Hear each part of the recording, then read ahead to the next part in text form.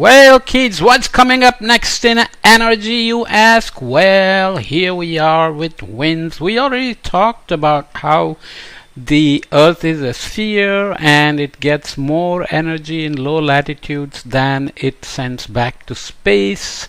So if you don't move that energy, it would get warmer and warmer, and the polar latitudes get less energy than they are sending out to space, which means they will get colder and colder over time, and we know that they are not getting colder and colder and warmer.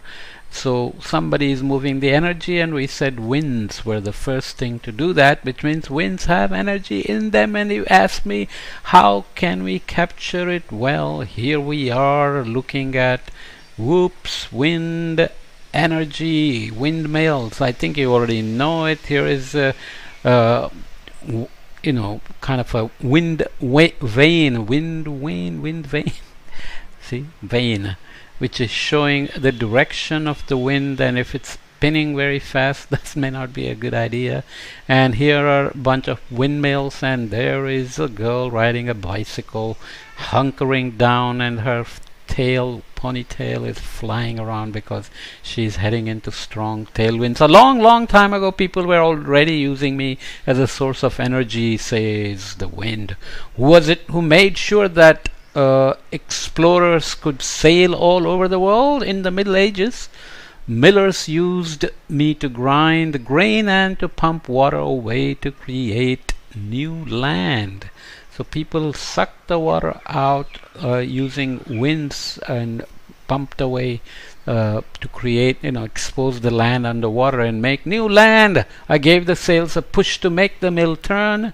It's pretty much the same these days, only the mill is now called a turbine, and the sails or the blades are just a bit bigger. Actually, they are massive. If you ever been to a windmill, wind farm or so on, wind energy farm, that's the same size as the wingspan of the largest passenger plane in the world. So next time if you are flying, if you have a chance to fly, look out the window and look at just how big the wings are for a big airplane. To get those blades turning, the turbine is 200 to get those blades turning, the turbine is 200 meters tall.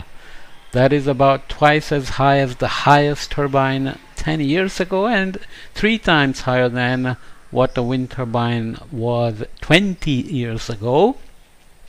By the time you read this, there will probably be turbines with even bigger blades that can create even more energy per spin. And no doubt there will be more and bigger wind farms, because people are happy to use me when switching to sustainable or renewable energy. And I can understand that. You need energy and you don't want to emit greenhouse gases. And here is a guy happily riding in his little flying car, let's say, and you have done this paper plane before, and you throw it, and whether it flies far and goes up and down depends on what kind of wind is flowing. And many birds around the world use winds to save energy and to travel far.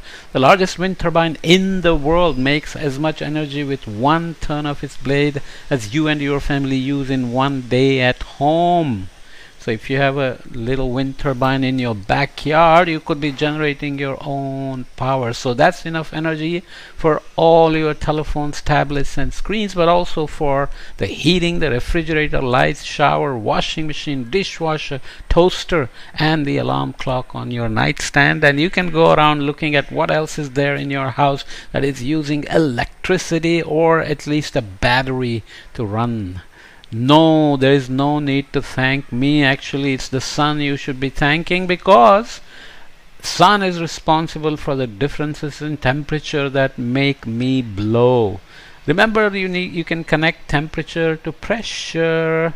So if temperature is colder, pressure is higher. If temperature is warmer, pressure is lower. And the winds go from high pressure to low pressure. But you remember, when because the earth is rotating, often winds don't go directly down the pressure gradient or from high pressure to low pressure. They get turned by the effects of rotation we called Coriolis effect. Okay, just remember those things. Okay.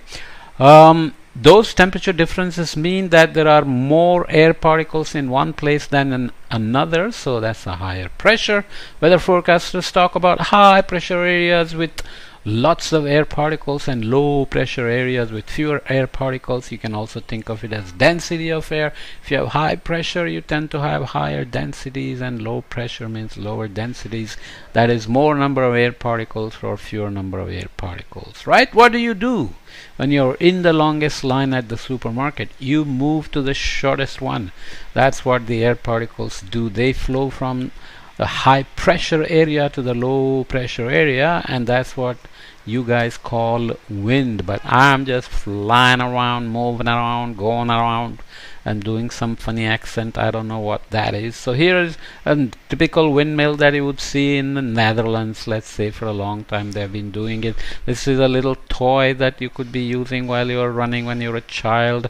Or here is a guy that is using the winds to ride around, or a nice sail ship that can cross the oceans because it knows how to use the winds with these good old sails to navigate, to move forward. And here is of course a surfer or it's actually a wind surfer, I suppose, that has a little sail that she can use to go around the water, flying on the surface based on how fast the winds are blowing. And here are the pirates going around and settling in different places and not always doing the nice things. And there is another wind vane that shows which is the direction of winds, and the hot air balloons go up and use the winds, and you have flown the kites and your hat can blow off, and you dry your clothes because the winds create evaporation by taking the moisture from the clothes away.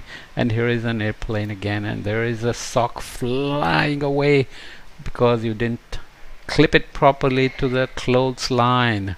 Am I sustainable? You bet I am. As long as the sun is shining, I keep blowing. Okay, energy is needed to make the turbines and to transport the parts to where the windmills are located. That releases CO2 and other nasty stuff like particulate matter and other greenhouse gases. But in half a year you have already compensated for that energy, and from then on I can produce lots of lovely clean energy, especially for you kids. It's too bad that hardly anyone wants a wind turbine in their backyard or anywhere near their house. Poofed. There's always a catch. Lots of people think that wind turbines aren't attractive, or they're annoyed by the sound and the moving shadow that can fall on your window and freak you out, or it can make, birds go away and so on. That's why there are more and more wind turbines out at sea, where I also blow much harder because there is no land, there's no mountain. It can just go from high pressure to low pressure very fast. But when I blow too hard, half of it's wasted, and when I'm blowing softly, you guys think it's not enough. So wind turbines, the bigger they are, the more winds they need, the stronger winds they need to make them turn to capture the energy. So in that respect, I agree with the sun. We really need a battery to store my energy because I'm not always blowing and the speeds are not always high and so on and so forth. And again, it's what we mentioned before as the efficiency of the windmills as well.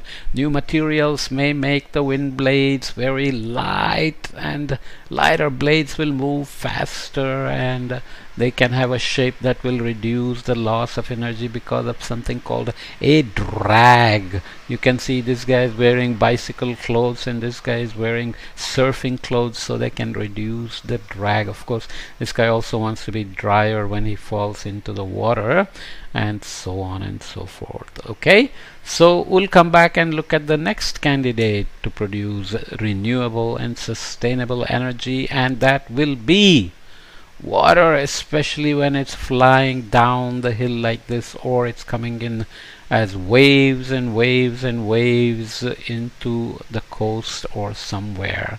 Right? So, solar energy, wind energy. Now we will next talk about water energy. I hope you are feeling better after listening to all those climate impacts and the bad things happening to us, to other species, to vegetation, to crops, and so on. We are now talking about things that are good. How to reduce greenhouse gases by producing sustainable, renewable energy. Come back and continue. Okay.